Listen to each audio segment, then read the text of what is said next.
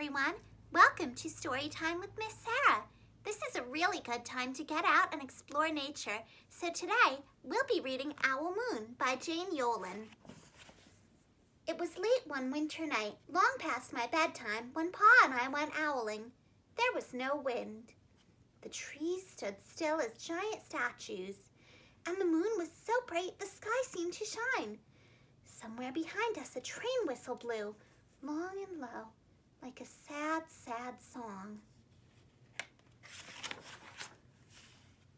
I could hear it through the woolen cap Pa had pulled down over my ears.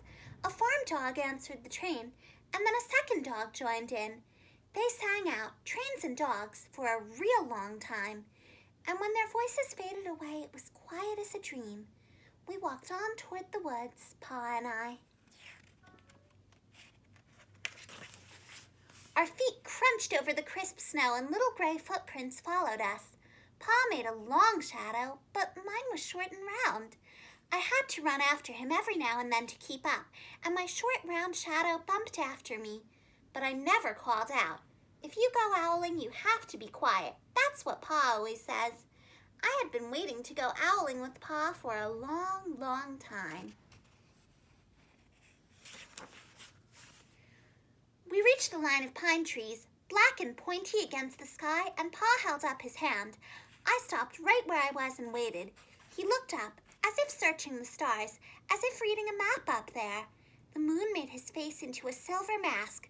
Then he called, "Hoo, hoo, hoo, hoo, hoo, hoo, hoo," the sound of a great horned owl. Hoo, hoo, hoo, hoo, hoo, hoo. Again he called out. And then again. After each call he was silent, and for a moment we both listened.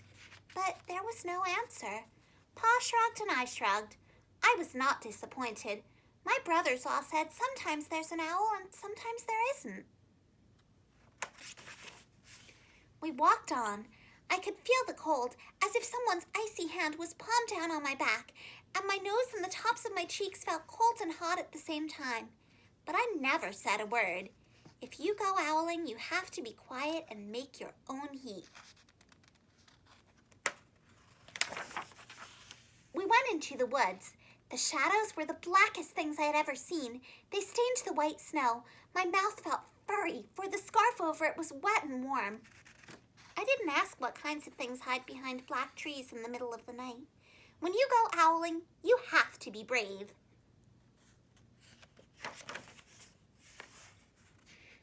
Then we came to a clearing in the dark woods.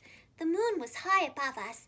It seemed to fit exactly over the center of the clearing, and the snow beneath it was whiter than the milk in a cereal bowl.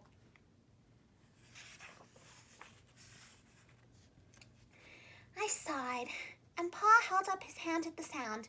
I put my mittens over the scarf over my mouth and listened hard, and then Pa called, "Hoo, hoo, hoo, hoo, hoo, hoo, hoo, hoo, hoo, hoo, hoo."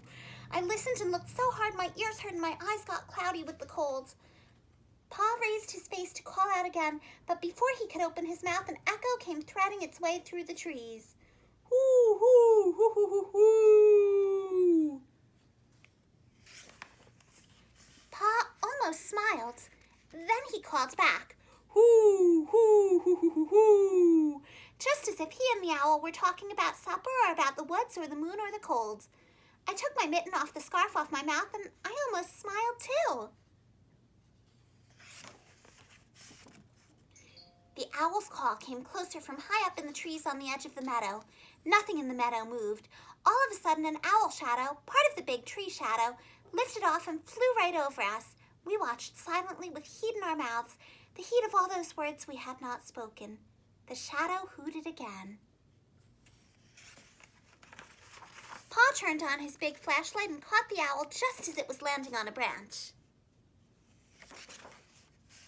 For 1 minute, 3 minutes, maybe even 100 minutes, we stared at one another.